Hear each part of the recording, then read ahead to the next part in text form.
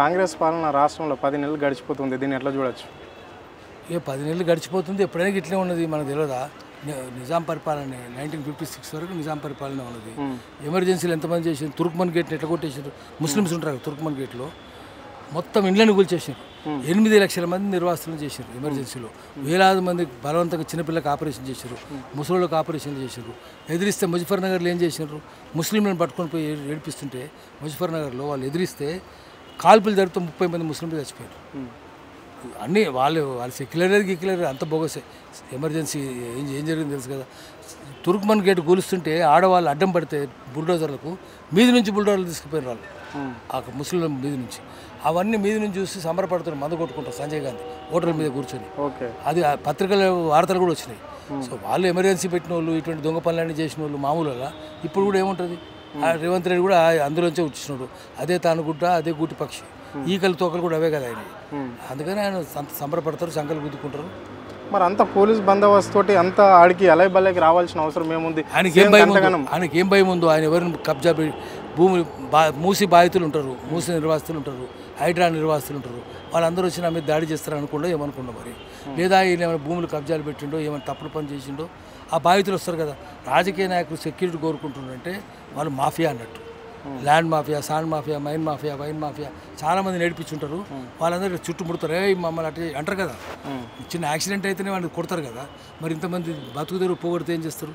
ఆందోళన చేస్తారు, మీదకి వస్తారు. కాబట్టి పుట్టులు సెక్యూరిటీ పెట్టుకొని తరమేం రావాలని చెప్తారు. ఒకడే కాదు, ఈయన కాదు, ఏ పార్టీ అయినా అంతే. ఏ రాజకీయ పార్టీ అయినా అదే పరిస్థితి. ప్రజల ప్రభుత్వం, ప్రజల చేత ఎన్నుకోబడిన ప్రభుత్వం కాబట్టి ఎప్పుడు మా మంత్రులు కావచ్చు, ఎమ్మెల్యేలు కావచ్చు, మేము కావచ్చు, ముఖ్యమంత్రిగా మేము కూడా కావచ్చు, మేము ఎప్పుడు అనుకూలంగా ప్రజల మధ్యలోనే ఉంటాము అని చెప్పిన సీఎం కదా. అంటే ఇట్లా మేము ప్రజల ప్రభుత్వం అని చెప్పి రేవంత్ రెడ్డి అనుకున్నా నల్లమల్లో నక్కలు కూడా అవుతాయి.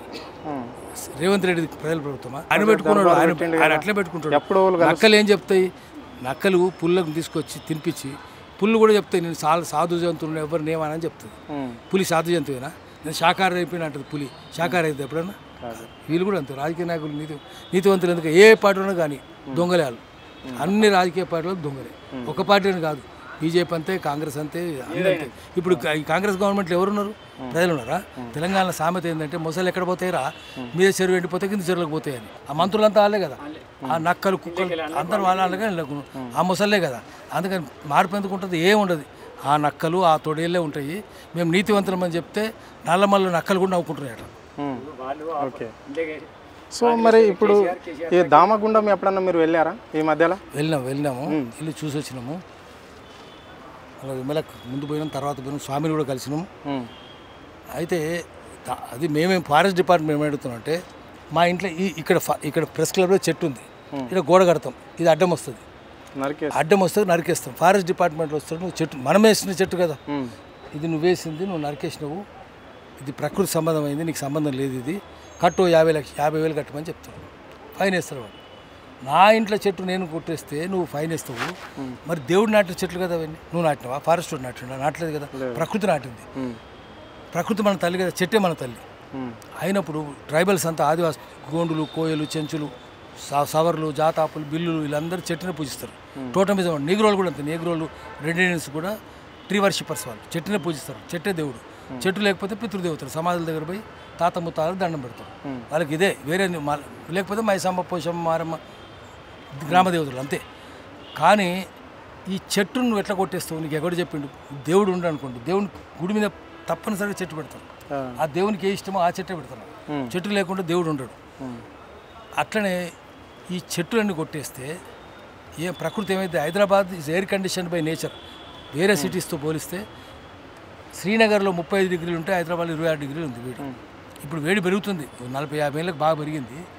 ప్రపంచం అంతా పెరిగింది, ఇక్కడ కూడా పెరిగింది. అడవి పోతే ఏమవుతుంది? చుట్టూ ఉన్న అడవి వల్లనే హైదరాబాద్ ఎయిర్ కండిషన్లో ఉన్నట్టున్నది. అడవి అంతా పోయినాక హైదరాబాద్లో ఉంటారు ఎవరన్నా? 55-60 డిగ్రీలు అవుతుంది. అంటే ఎండలో మనుషులు పోతుంటే వడదెబ్బ తాగి చచ్చిపోతాడు. హీట్ వేవ్ ఐలాండ్స్ హైదరాబాద్ అనేది వడదెబ్బ తగిలే దీవి కింద మారిపోతుంది.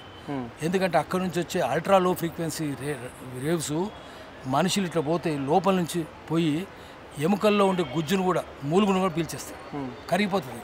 అంటే ఇప్పుడు తెలంగాణలో ఎంతో విశాలమైన ప్రభుత్వ భూములు ఉన్నాయి. సో మరి ఫారెస్ట్ ఏరియానే ఈ ప్రాజెక్టుకి ఎంపిక చేయడానికి ప్రధాన కారణం ఏంటి? అక్కడ ఆ ప్రాజెక్టు పడితే ఎవరికి ఉపయోగం, ఎవరికి నష్టాలు?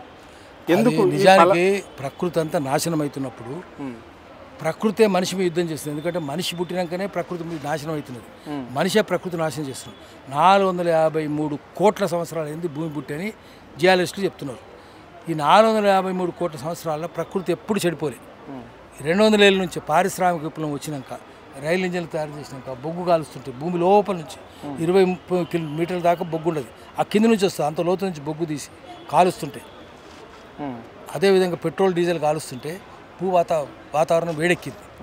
వేడెక్కి అన్ని సముద్రాలు కరిగిపోతున్నాయి. ఆర్కిటిక్ సముద్రం మంచు సముద్రం, అది మంచే సముద్రం అంతా.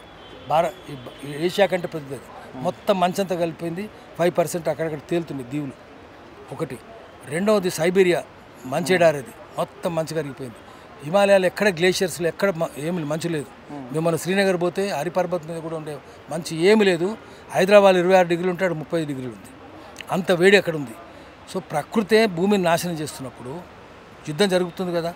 2040 నాటికి 10%, మీరు కొట్టి చూడండి, నేను చెప్పేది కాదు, మీరు పోయి టీవీలో చూసుకోండి, గూగుల్లో చూడండి. 2040 నాటికి 10% ముంబై, 10% యానాం, 10% చెన్నై మునిగిపోతాయి. అట్నే 10% న్యూయార్కు, 10% కలెక్టరేటు, సింగపూరు అన్నీ పోతాయి. అంత ప్రపంచమంతా పోతాయి. మన దేశంలో 7,400 కిలోమీటర్ల సముద్ర తీర ప్రాంతం. దాంట్లో మన ఆంధ్ర అనుకుందాం, చిన్నపట్నం నుంచి ఇచ్చాపురం దాకా 1100 కిలోమీటర్లు. చిన్నపట్నం మునుగుతుంది, కొత్తపట్నం మునుగుతుంది, కృష్ణపట్నం మునుగుతుంది, ఉప్పాడ మునుగుతుంది, వాడ్రేవు మునుగుతుంది, కరేడు మునుగుతుంది. అక్కడి నుంచి అటు పైకి పోయినాక మచిలీపట్నం మునుగుతుంది, విశాఖపట్నం మునుగుతుంది, భీమునిపట్నం మునుగుతుంది, పారదీప్ మునుగుతుంది, ఢాకా కూడా మునుగుతుంది. ఇంత మునిగిపోతే ఎంత దాకా మునుగుతాయి? ఫస్ట్ 10%, తర్వాత 30%. ప్రకృతిని మీద యుద్ధం చేస్తుంది. ఆపుతావు అదే సముద్రాన్ని ఆపుతావా? ఏ సైన్యం ఆపుతుంది నీకు? ఏ రాడార్ ఆపుతుందా? అడుగుదాం. అందుకని ఇక్కడ పెట్టొద్దు. బుద్ధి ఉంటే ఏం చేయాలంటే సముద్ర తీరంలో పెట్టాలి. ఎందుకు రాడార్ను పెట్టాలనుకుంటున్నాం అంటే, నీకు నావిక సముద్ర తీరమే కదా యుద్ధం చేసి ఒకటి. రెండవది ఏం చేస్తారంటే, ఇప్పుడు తూర్పు వైపున మొత్తం రాకెట్ లాంచింగ్ స్టేషన్ శ్రీహరికోటలో ఉంది. శ్రీహరికోట ఎక్కడుంది? అది అరేబియా సముద్రం ఆనుకొని ఉంటుంది. అక్కడ ఎందుకు పెట్టినరు తెలుసుకోవాలి రాయి వాళ్ళు కూడా. అక్కడ ఎందుకు పెట్టినంటే భూమి ఇటు తిరుగుతుంటుంది. ఒకవేళ రాకెట్ పైకి పోయి ఇంకా పూర్తిగా పోలేకుండా ఏదైనా పొరపాటు జరిగి కాలిపోయి కింద పడ్డది అనుకోండి, సముద్రం ఇటు తిరిగితే ఏమైంది, ఇటు పక్కన పెడితే ఏమైందంటే భూమి ఇటు తిరుగుతుంది కదా. బాంబే మీద పడుతుంది, చెన్నై మీద పడుతుంది, హైదరాబాద్ మీద పడుతుంది. అట్లా కాకుండా అటుపక్క పెడితే ఇటు వస్తుంది కదా, అరేబియా సముద్రంలో పెడితే ప్రమాదం ఉండదు. అక్కడ పెట్టినప్పుడు రాకెట్ లాంచింగ్ స్టేషనే శ్రీహరికోటలో పెట్టినప్పుడు నువ్వు రాడార్ అక్కడ ఎందుకు పెట్టావు, ఇక్కడ ఎందుకు పెడుతున్నావు? ఆ సముద్రంలో చేపలు చచ్చిపోతాయనా? ఉంటాయి, వేవ్స్ వల్ల ప్రమాదమే. కానీ మనుషులు చచ్చిపోతే ప్రమాదం కదా, చచ్చిపోవు కదా. అయినప్పుడు అక్కడ పెట్టకుండా ఇక్కడనే ఎందుకు పెడుతున్నావు? రియల్ ఎస్టేట్ చేయాలని పెడుతున్నావేమో, నాశనం చేయాలని పెడుతున్నావేమో. మాకు ఓటే లేదు తెలంగాణ వాళ్ళు కాబట్టి వీళ్ళ సంగతి చూద్దామని మనసులు ఉండదేమో. పొలిటికల్ వెంజెన్స్ కూడా కావచ్చు, కక్ష సాధింపు కావచ్చు. అవును, పొలిటికల్ అంటున్నారు మీరు, కరెక్ట్, వాస్తవం అనుకుందాము. సెంట్రల్లో బీజేపీ ఉంది, స్టేట్లో కాంగ్రెస్ ఉంది కదా. మరి ఈ రెండు పార్టీలు ఈయన కూడా బీజేపీ అయినే కదా, రేవంత్ రెడ్డి కూడా బీజేపీ కదా, ఆయన మనిషే కదా. ఇప్పుడు చంద్రబాబు శిష్యుడు, A1 A2 వీళ్ళే కదా, మనకు తెలియదు అది. చంద్రబాబు 18 గంటలు పనిచేస్తున్న సర్టిఫికేట్ ఇచ్చింది కదా, మరి ఆయన మనిషి, ఆయన బీజేపీ మనిషి, చంద్రబాబు బీజేపీ మనిషే కదా. కాబట్టి వీళ్ళందరూ కలిసి ఉన్నారేమో, కలిసి ఉన్నారని మన కంటి ముందు కనిపిస్తూనే ఉంది. ఓకే, ఈ ప్రాజెక్టు ఇక్కడ పెడితే ఎలాంటి సమస్యలు ఎదుర్కొంటారు పబ్లిక్? ఏంటి, ఏ రోగాలు పెడితే? ఫస్ట్ 13 లక్షల చెట్లు పోతాయి. హైదరాబాద్ కూడా వేడెక్కిపోతుంది, భయంకరంగా తయారవుతుంది. రెండవది దానివల్ల క్యాన్సర్ రోగాలు వస్తాయి. ఒకటి కాదు, రకరకాల రోగాలు వస్తాయి.